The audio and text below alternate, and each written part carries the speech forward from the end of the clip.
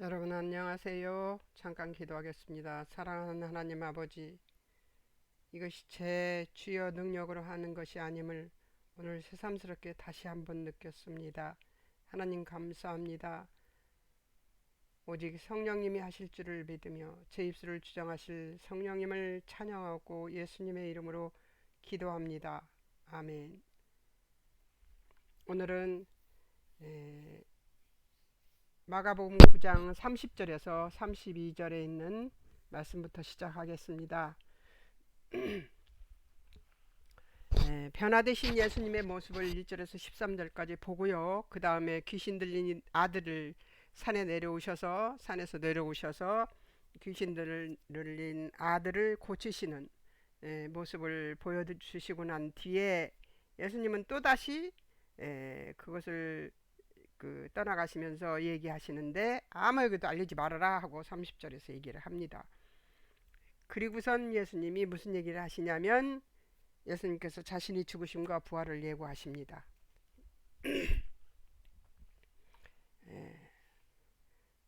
예수님이 이 말씀을 한 번 하신 게 아니잖아요. 전에도 하셨으니까. 제자들은 이 말씀을 듣고 어떤 반응을 보이냐면 이 말씀을 깨닫지 못하고 묻기도 무서워하고 있습니다. 전입가경이죠.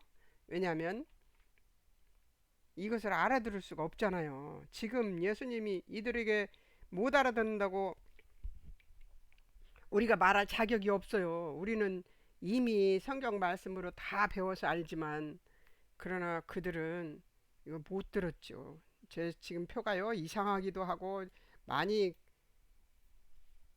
그런데요. 이상하게 생각하시지 마십시오. 왜냐하면 제가 오전에 새벽에 아침도 안 먹고 항상 하거든요. 아침에 방송을 하는데 왜냐하면 업로드가 빨리 안 돼서요. 낮에 하면은. 그런데 제일 마지막에 업로드해서 닫기를 기다렸다가 해야 되는데 저거 왜 그러는지 모르겠어요. 닫기를 먼저 닫아버렸어요. 그래서 이상해서 잘못된 거 아닌가 하고 지우려고 지웠는데 표까지 지워진 거예요. 그래가지고 고생해서 새로 만들어서 지금 엉성합니다. 그러니까 이해하십시오.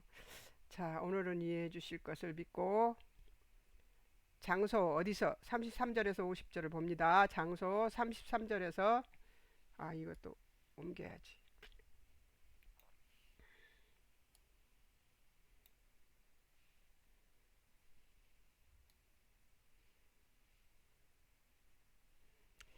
얘는 또 왜 그러냐.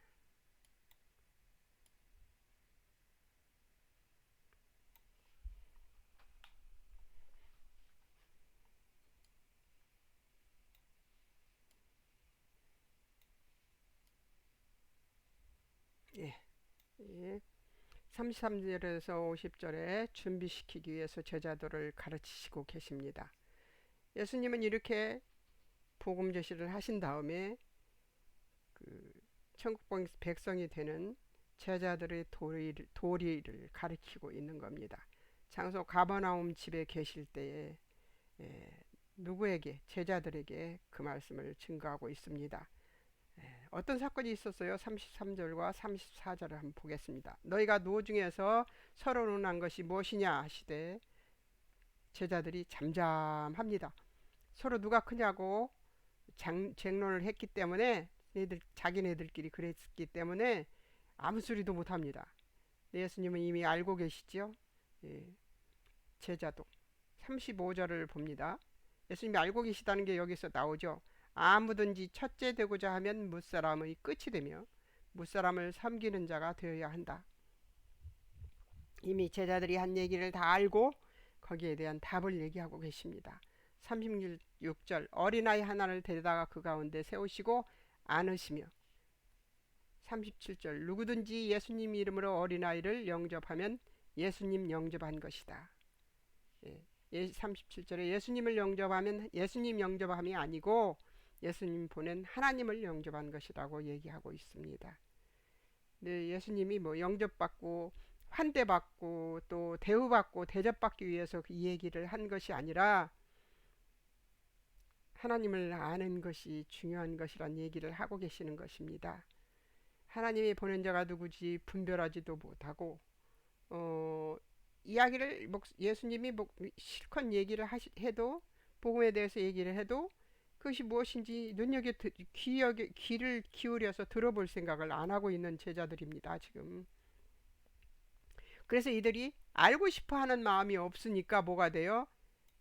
예수님의 복음도 안 들리고 예수님이 그 정말 기가 막힌 그 사역들을 하시잖아요. 귀신 들린 자를 아이를 제대로 된 사람으로 바꿔놓고 죽은 자를 살리고 난리를 쳐도 예수님 그 제자들은 뭐 오병이어를 가지고 5천 명을 먹여도 칠병이어를 가지고 4천 명을 먹여도 그들은 별반 달라지지 않고 있는 것입니다. 왜냐하면 그들 마음속에는 이미 정해져 있는 메시아가 있어요.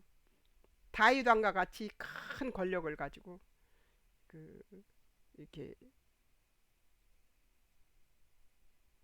나라를 확장시키고 로마 제국의 그 속박에서 벗어나게 하는 그런 왕을 찾고 있습니다. 그렇기 때문에 그런 메시아를 찾는 그 제자들 눈에 예수님이 보이겠어요? 초라하게 보일 수밖에 없죠. 요한의 질문입니다. 요한이 뭐라고 질문해요?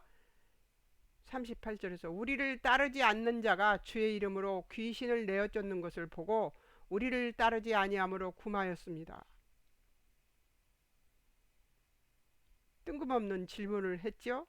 근데 거기에 대한 제자도를 또 예수님이 가르치고 있습니다. 39절 40절 금하지 말라. 내 이름을 의탁하여 능한 일을 행하고 즉시로 나를 비방할 자 없다. 우리 반대하지 않는 자는 우리를 위하는 자다. 누구든지 너희를 41절 계속됩니다. 누구든지 너희를 그리스도에게 속한 자라 하여 물 한 그릇을 주면 저가 결단코 상을 잃지 않을 것이다 하고 얘기를 합니다. 지금 너무나 상반된 그 대답들을 하고 질문들을 하고 있는 것을 볼 수가 있습니다. 제자들은 사건에서 아까 얘기했죠. 34절에서 뭘 했어요? 어떤 것을 했습니까? 제자들이 서로 노중에서 누가 크냐 하고 이 다음 천국에 갔을 때 누가 크냐 하고 이렇게 얘기를 하고 있습니다. 이들이 예수님의 생각하는 거 예수님이 지금 작정하신 것과 너무나 다른 대답을 하는데 여기 요한도 똑같이 좀 나은가 싶었는데 요한도 똑같이 이렇게 질문을 하고 있습니다. 이것이 결단코 이것이 중요한 것이 아닌데요. 그죠? 어린아이와 예수님이 귀신을 내쫓는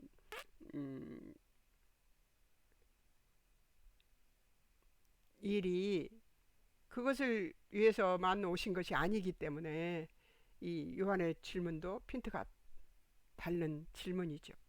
자, 이건 제가 이제 공부를 한 다음에 쓴 이제 기억해야 둘 것을 했습니다. 어린아이와 그리스도인의 특성이 비슷합니다. 그리스도인이 어떤 그리스도인이 되어야 되는지의 특성이 비슷하단 말이죠. 아이들은 잘 배웁니다. 첫 번째. 두 번째, 요구가 단순해요. 그렇잖아요. 애들은 과자를 한 움큼 들고 몇 개씩 들고 양손에다 막 여러 개씩 들고 어떤 거 먹을래? 그러고 물어보면 딱 한 개만 빼요. 욕심이 좀 있는 애들은 두 개를 뺐지만 그런 것을 보면은 아이들은 굉장히 단순합니다. 요구가 기대하는 마음을 가집니다. 아버지나 어머니에게 기대를 갖고 있죠. 항상 엄마와 아버지가 나의 이것을 해줄 거야. 나 배고픈데 먹여줄 거야. 추운데 입혀줄 거야. 이런 간단한 기대하는 마음을 항상 가지고 있죠. 자신의 필요를 해결하기 위하여 아버지를 의존하는 거죠. 어렸을 때 생각해 보십시오. 인간만 태어나서 자기 스스로를 자기가 컨트롤 못해요. 짐승들은 다 컨트롤하고 또 그 뱃속에다가 그 미숙한 애들은 키우잖아요. 또 뭐 캥거루 같은 것들은 자신의 필요를 해결하기 위해서 어느 때까지 부모를 의존할 수밖에 없는 게 어린아이의 특성입니다. 근데 그리스도인들도 하나님을 의존하지 않으면 살 수가 없어요. 어린아이가 죄가 없다거나 완전하다는 것은 아니지만 제자들의 관심은 큰 것에 있지만 어떤 것이 누가 크냐에 있지만 예수님의 관심은 섬기는 자에게 있다는 거죠. 겸손의 시기는 주인이 누구인가를 알 때 겸손해질 수 있습니다. 주인이 누군지를 알면 그 주인한테 겸손해지지 않겠어요? 하나님이 얼마나 크고 전능하신 분이신가를 제자들이 알았다면 큰 자가 누군가라는 작은 일에 매달리지 않았을 것입니다. 예수님은 어린아이 같은 자의 영접의 의미를 예수님 영접과 동일시하고 있습니다. 아이들은 아버지 오면 좋아하잖아요. 엄마 오면 좋아하잖아요. 그런 것처럼 그렇게 영접하는 사람들을 좋아한다고 얘기하고 있습니다. 하나님이. 제자도의 경고. 제자도를 가르치는 데 위의 것은 제자도가 어떤 것이다 하는 걸 가르쳐주고 예수님을 어떻게 영접해야 되는가를 가르쳐주고 제자도의 경고는 이것은 경고입니다. 예수님 그야말로 경고. 어떻게 경고를 하는가 하면 예수 믿는 자 중 하나를 실족해 하는 것 차라리 연자맷돌을 달고 바다에 던져짐이 낫다. 이것은 가장 좀 무섭고 그런 두려운 그런 말인 것 같아요. 예수 믿는 자 중 하나를 실족해 하는 것. 그래서 교회 안에서 행동할 때 우리 모두 스스로 정말 조심해야 됩니다. 아픈 그 교회에서 상처받고 나와서 다시는 교회 안 가겠다고 버티는 사람이 진짜 많습니다. 그런 사람들을 보면 참 마음이 아파요. 누군지 뭐 목사님도 되고 또 성도들도 되고 장로님도 되고 권사님도 되지만 그것 때문에 교회를 안 가는 그 사람도 문제가 있지만 그 분위기를 야기시킨 자들은 어떤 것이 차라리 낫다고요? 연자맷돌을 달고 바다에 던져짐이 낫다고 얘기하고 있습니다. 이런 정도로 그 무게 있게 예수님 믿는 자를 실족시키는 것을 하나님은 싫어하십니다. 만일 내 손이 너를 범죄케 하거든 찍어버리라. 불구자로 영생에 들어감이 두 손 가지고 지옥 꺼지지 않는 불에 들어가는 것보다 낫다. 그죠? 꺼지지 않는 불에 들어가는 얘기는 조금 이따 하겠습니다. 45절 만일 내 발이 너를 범죄케 하거든 찍어버리라. 절뚝발이로 영생에 들어가는 것이 두 발을 가지고 지옥에 던지우는 것보다 낫다. 47절 만일 내 눈이 너를 범죄케 하거든 빼어버리라. 한 눈으로 하나님의 나라에 들어간 두 눈을 가지고 지옥에 던져주는 것보다 낫다는 것입니다. 그런데 여기에 48절 49절에 여러분들도 기억하십시오. 마가복음 48장 49절에 예수님께서 지옥이 있다는 얘기를 확실하게 하셨습니다.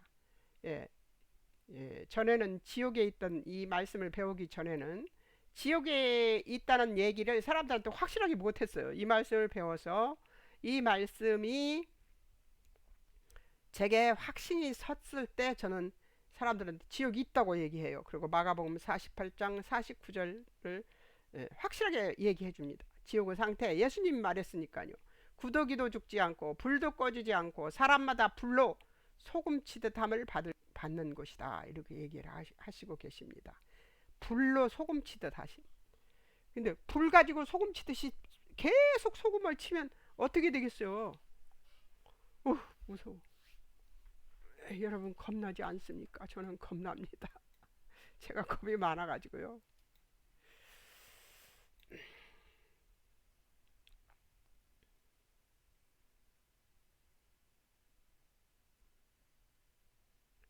잘라버리라는 명령은 마음에서 일어나는 죄의 싹을 자르라는 것입니다. 이제 지금 제가 여기서 50절 얘기를 해야 돼요. 소금의 역할 좋은 것이지만 그 맛을 잃으면 짜게 할 수 없다. 너희 속에 소금을 두고 서로 화목하라 이렇게 얘기를 하고 있어요. 너희 속에 소금을 들어간 이 맛을 내라는 거죠. 예수 믿는 맛을 우리 마음속에 두고 무엇이라고 봐도 좋아요. 예수 믿는 무엇을 우리 속에 두고서 사람들과의 관계에서 화목하라는 얘기를 하고 있습니다. 그 맛을 잃으면 짜게 할 수 없다고 하잖아요. 이것은 소금이 짜단 얘기지.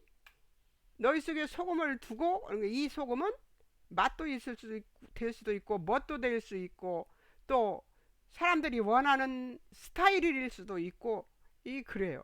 이런 것들을 우리 속에 두고서 만나는 사람마다 서로 화목하라고 얘기를 하고 있습니다.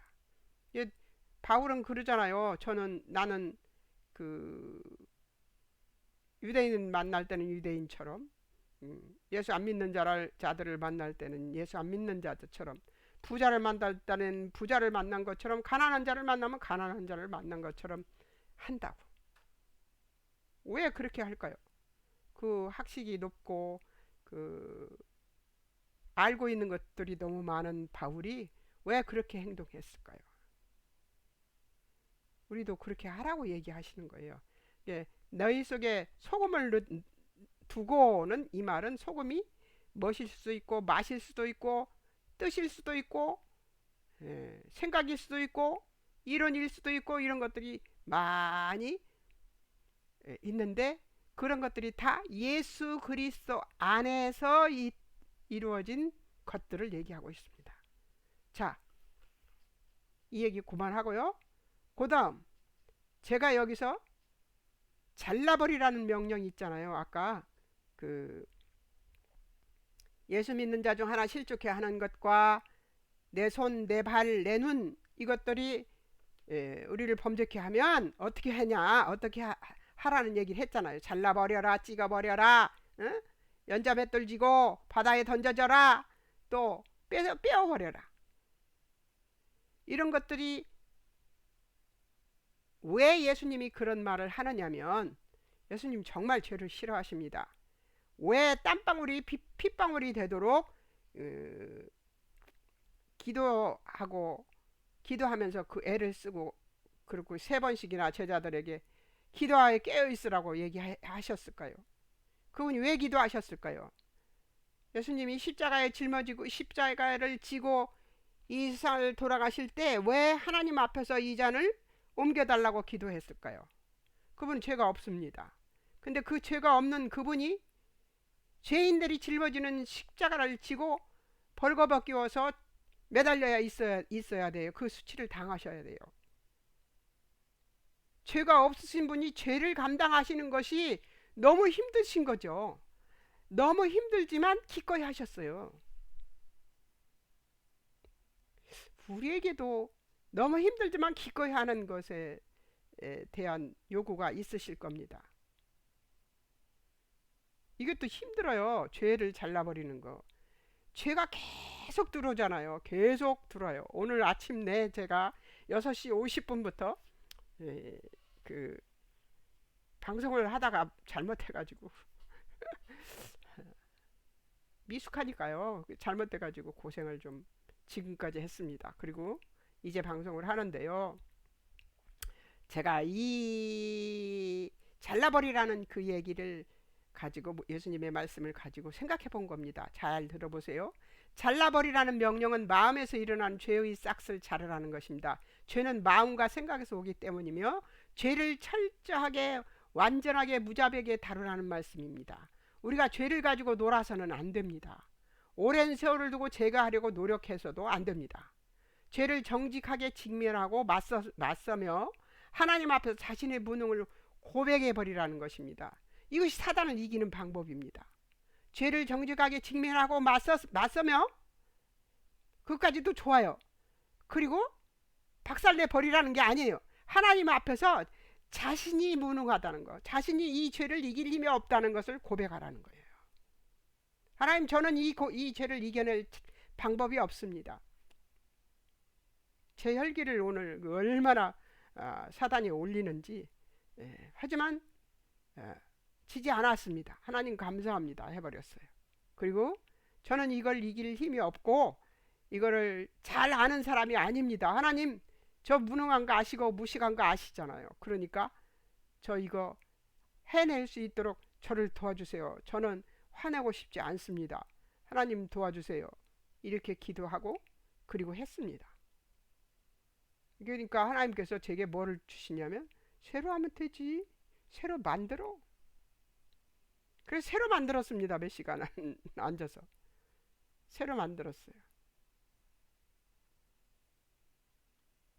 하나님 앞에서 자신의 무능을 고백해버리는 것이 사단한테 이기는 방법입니다. 또 감사해버리는 것이 이기는 방법입니다. 나의 죄성과 사단을 얕보면 중요한 것을 잃어버릴 수가 있습니다. 나의 죄성과 사단을 얕보면 중요한 것을 잃어버릴 수가 있습니다. 이기십시오. 승리하시기 바랍니다. 죄는 내 속에 미정미정 놔두고 천천히 고치지 뭐.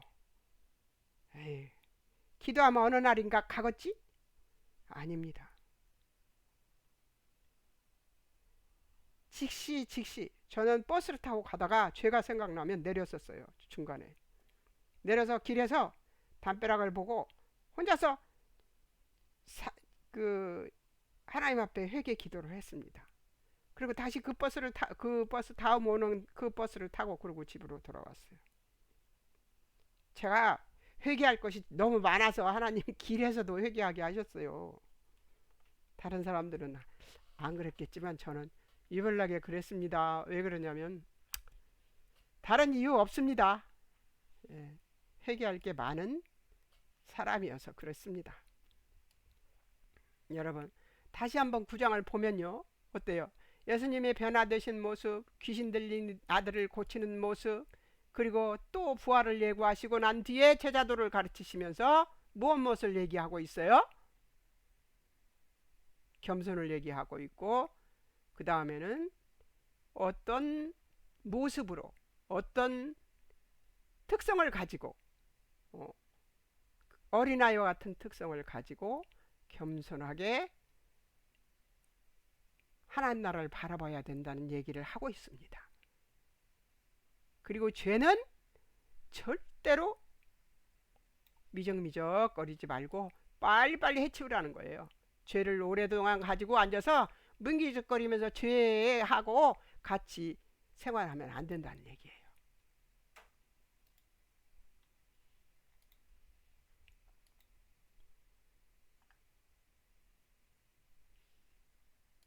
자, 이제 제가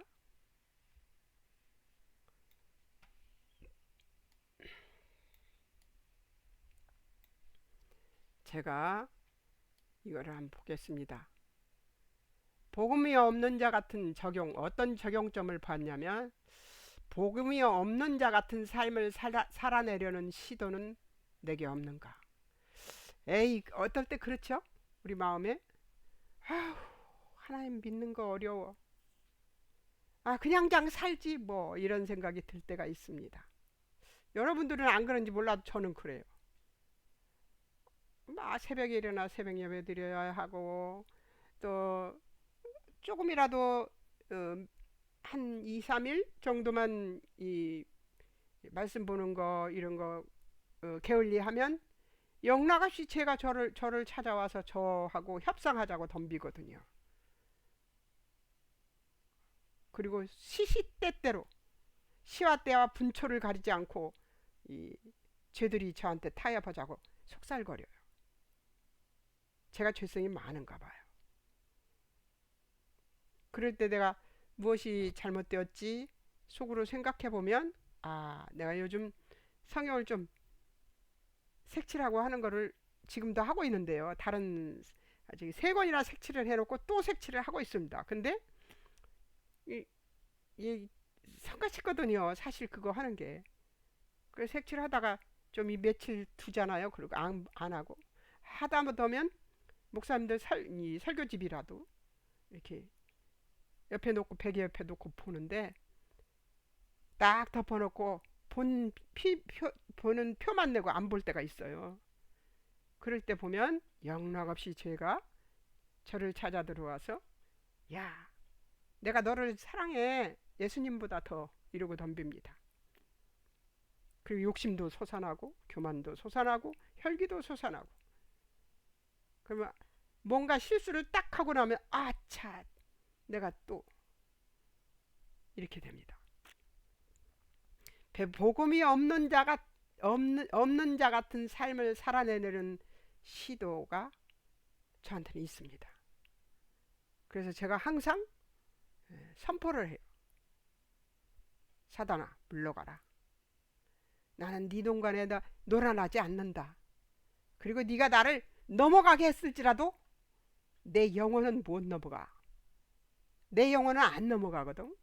왜냐하면 나는 하나님과 함께 있는 자고, 예수 그리스도가 나를 위해서 죽으심으로 나는 완벽한 하나님의 딸이야. 이러고 고백해 버립니다. 그럼 더 못 들어와요. 더 죄가 타협으로 들어오지 못합니다. 그리고 찬송가를 막 불러버립니다.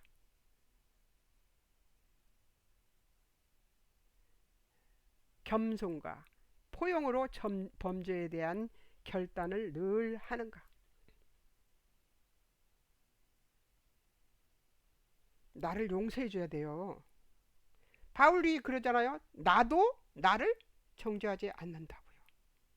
어떤 사람들을 보면 자기가 자기를 마구 정죄하고 있어요. 계속해서 죄에서 벗어나고도 또 전에 죄가 자꾸 떠오르거든요. 떠오르게 해요, 사단이. 그럴 때마다 나는 예수 그리스도의 보혈의 피로 죄사함 받았거든 해버리면 됩니다. 겸손과 포용으로 나를 귀히 여겨야 돼요. 존귀히. 겸손과 포용으로 범죄에 대한 결단을 늘 하는가. 저는 이걸 물어보고 여기에 대한 답을 했습니다. 어떤 답이냐. 또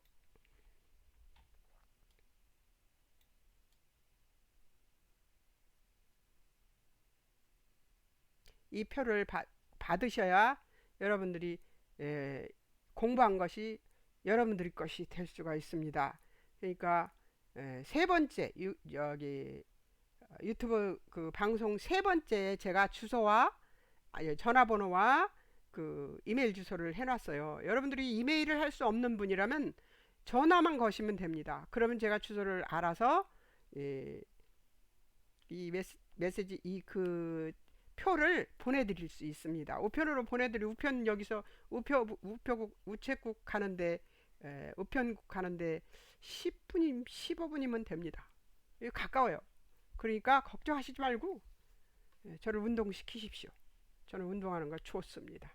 그러니까 꼭 받으셔서 보시면서 또 한 번 더 들어보시든지 아니면 보시면서 들은 것을 다시 복습해보는 그런 시간을 가졌으면 좋겠습니다. 꼭 그렇게 하세요. 들으시는 분 중에 연락 안 하시는 분들이 있는데 연락하시면 공짜로 보내주시는데 무엇 때문에 안 들으시려고 하십니까?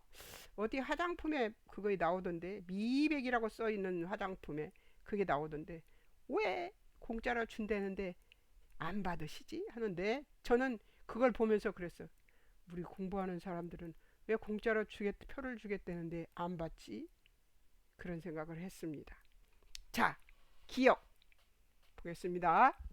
저는 복사를 해서 커다랗게 만들어서 제가 이렇게 나이가 먹어서 글씨가 안 보이니까 크게 복사해서 지금 형광등을 탁 옆에다 켜놓고 보고 있습니다. 저는 읽겠습니다. 이걸 다 보여드릴 수가 없어요. 화면이 안 돼서. 그러니까 예수님이 변화하시는 모습과 모세와 엘리야의 모습을 일부 제자들에게 보이신 예수님의 뜻은 아직도 다윗과 같은 세상적인 왕을 기대하는 제자들에게 훗날 예수님이 죽으시고 마실 것이 아니라 부활하시고 승천하사 영광 중에 다시 오실 것임을 알려주기 위한 자기 계시였습니다. 근데 제자들이 예수님이 승천하실 것도 모르고 예수님이 십자가에서 죽으실 것도 상상도 못하고 있습니다. 그리고 그분이 그렇게 해서 우리의 죄를 싹 가져가신다는 사실은 정말 오순절 성령님이 오실 때까지 이들은 깨닫지 못합니다. 그 이후에 그들이 깨닫고 난 다음에 어떻게 했어요? 순교까지 모두 했습니다. 요한을 빼놓고는. 여러분, 우리는 다 알고 있어요. 예수님이 어떻게 되실 것이며 어떻게 돌아가실 것이며 어떻게 부활하실 것이고 부활하신 뒤에 어떻게 하실 것이며 우리 다 알고 있잖아요. 성경 봐서. 그 제자들은 모르고 있었습니다. 제자들을 뭐라고 얘기할 수 있는 사람들입니까? 우리는 할 말이 없습니다. 자, 그 다음 두 번째는 하나님의 너희는 저의 말을 들으라 하시는 음성 출현은 변화시 되신 예수님 그리스도를 보시고 하나님이 음성이 들렸죠. 예수님의 구속 사역의 결과에 대하여 하나님이 기대하시는 것은 바로 복음을 들은 성도들이 예수님의 말씀을 그대로 듣고 믿는 것을 원하시는 것임을 기억해야 합니다. 예수님 말씀만 그대로 믿으면 된다는 얘기예요. 그런데 우리들이 덧붙이고 보태고 빼고 이러는 바람에 예수님의 복음이 이상해지고 있지요. 그렇지 않은 교회가 더 많습니다. 그래서 저는 너무 감사합니다. 자, 당시의 사람들이나 우리 또한 경중은 다르나 믿음으로 이적과 기사를 맛보는 것은 같습니다. 우리는 조금 막 죽은 자가 살아난다거나 막 이렇게 그런 일은 없죠. 그런 일은 그렇게 흔치 않습니다. 그런데 믿음이 있는 자는 그래서 이적과 기사를 우리가 조금씩이나마 맛보지 않아요? 저도 오늘 제가 성령이 충만하지 않았으면 정말 불같이 화를 낼 그런 입장이었었거든요. 혈기를 낼. 근데 제가 그것을 넘어서는 걸 보면서 감사했습니다. 이것도 하나님의 영광 아닐까요? 저는 오늘 하나님의 영광을 맛보고 성령 충만함을 맛봤습니다. 여러분 이것도 이적과 기소가 아닐까요? 저 같은 사람이. 저는 불과 같이 성질이 급한 사람이거든요. 제가 말 빨리 하는 거 보면 아시지 않겠어요? 근데 그런 사람이 그래 오늘 방송 못하면 내일 하면 되지. 뭐가 급해. 열심히 천천히 새로 만들자. 이렇게 된 거죠.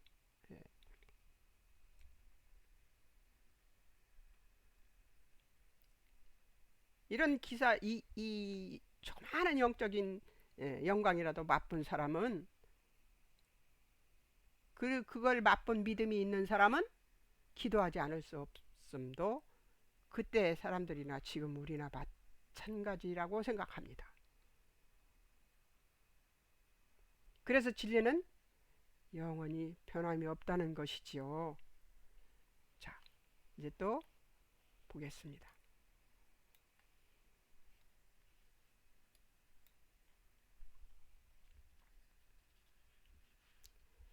예수님의 죽으심과 부활이 없이는 기독교는 존재할 수 없습니다.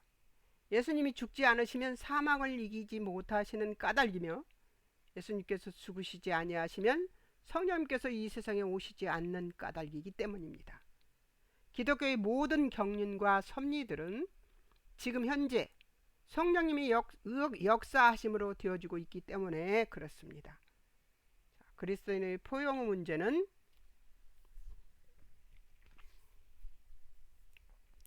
진리, 복음서의 근원을 둡니다. 진리 이외의 방법론적인 문제들에 얽매여서 분리를 추구하는 것은 옳은 방법이 아님을 알려주시기 위해서 여기에 겸손을 다룬 큰 자 이야기의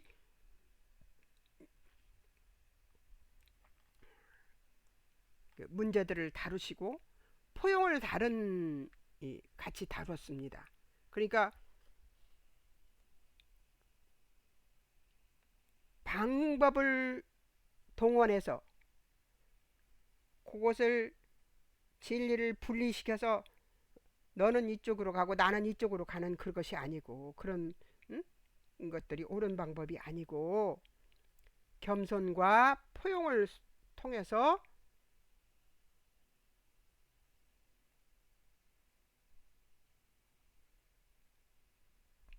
배우라는 것이죠. 어떻게 예수님 이름으로 귀신을 쫓는 자를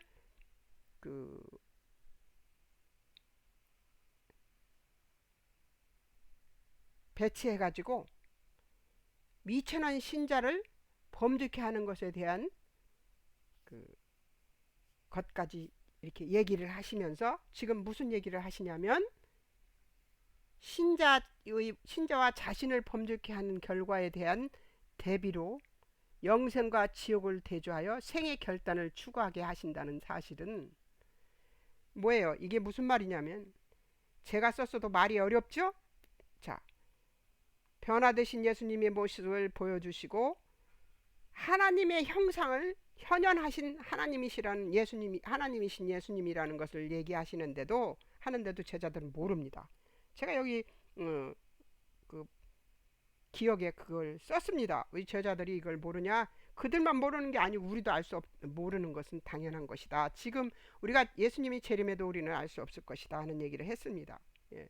그 다음에 귀신 들린 아들을 고치는 것을 보면서 제자들에게 기도를 하지 않으면 안 된다는 얘기를 하고 있습니다. 믿음이 없으면 안 된다는 것도 얘기하고 있습니다. 그리고 난 다음에 예수님이 복음을 얘기하고 계시는데 그 복음에 대해서 확신을 갖지 못하니까 다시 또 무슨 얘기를 하시냐면 크고 작은 자 겸손에 대한 얘기를 하십니다. 그리고서 어린아이가 그 예수 믿는 사람이 예수님이 주의 이름 하나님의 이름으로 귀신을 내쫓는 것을 보고 우리가 따르지 않으므로 오지 못하게 했다 하는 얘기를 하는 그 제자의 질문을 들으면서 뭐라고 얘기했냐면 어린아이 같은 믿음을 가진 자를 천국에서 기뻐하신다고 얘기하고 있습니다. 그리고서는 어떤 얘기를 하냐? 실족해 하는 문제에 대해서 얘기를 하고 있고 그 죄에 대해서 실족해 하는 죄나 범죄케 하는 죄나 자기 자신을 자기가 범죄케 하는 것조차도 지금 예수님께서 끊어버리도록 만들라고 얘기하시면서 이 예수님이 당신이 추구하는 것이 무엇인지를 다시 한번 가르쳐 주신 것입니다. 그러니까 예수님이 가르침이 어느 납비 도덕적 가르침이 아니라 생과 사를 가름하는 우리 삶을 주관하시는 주권자의 단호하신 가르침임을 예수님 이들이 기억해야 되는데 이들은 정말 모릅니다. 그러나 우리는 이미 이 사건이 어떤 사건인 줄까지도 다 알고 왜 마가가 이 말씀을 편집해 놓았는지조차도 오늘 공부해서 압니다. 왜 편집해 놨어요? 너희가 내가 메시아로 온 예수 그리스도인데 모르느냐? 너희의 생각은 어디에 있나? 땅에 있다. 하늘을 봐라. 하나님의 말씀을 들어라. 하나님이신 예수님인 나의 말을 들어라. 계속 얘기하고 계십니다. 그리고 자기를 계시하시기 시작하시잖아요. 계속 하시잖아요. 1절에서 13절은 하나님의 아들 예수를 계시하시고 죽은 자를 살리는 데서는 생과 사를 주관하시는 하나님을 보이시고 예수 그리스도의 복음에 대해서는 예수님이 앞으로 할 일을 얘기하시고 그리고 제자들을 가르치시는 데에서 다시 설명합니다. 하나님 앞에서 너희들이 키를 잴 수 있어? 거기서 재는 것은 어린아이와 같은 것을 재해. 그런데 죄와 절대로 타협해서는 안 된다. 이 얘기를 하고 계십니다. 죄와 섞여 있는 것을 하나님은 가장 싫어하니까요. 죄를 싫어하십니다. 그래서 예수님이 겟세마네 동산에서 이 잔을 옮길 수만 있다면 옮겨주시옵소서. 그러나 아버지 내 뜻대로 마오시고 아버지 뜻대로 하시옵소서. 기가 막힌 기도 아닙니까? 여러분 그러기 위해서는 하나님의 말씀을 연구하고 준행하고 가르쳐야 합니다. 여러분 자녀들이 있으면 자녀들에게 이 말씀을 제가 가르치는 이 말씀을 여러분도 가르쳐 보십시오. 여러분이 훨씬 빨리 외워지고 기억되게 될 것입니다. 여러분, 자녀들은 마음대로 안 돼요. 우리 모두 힘을 내고 하나님 앞에 기도합시다. 자, 오늘은 여기까지고요. 10장은요. 또 다시 하나님 예수 그리스도 성령님, 제자들, 그리고 바리새인들, 예, 색칠하시고, 그리고 말씀은 항상 색칠해야 됩니다. 어디에든지 말씀은 색칠되어 있어야 돼요. 자, 50장까지네요. 52장까지네. 52절까지네요. 우와, 많다. 예, 여러분 또 10장 다음 주에 공부하겠습니다. 여러분 승리하세요. 사랑하는 하나님 아버지 은혜를 감사합니다. 우리가 우리 모습을 잘 보고, 그리고 우리가 우리 스스로를 객관적으로 관찰할 수 있는 능력을 우리에게 허락하여 주시옵소서.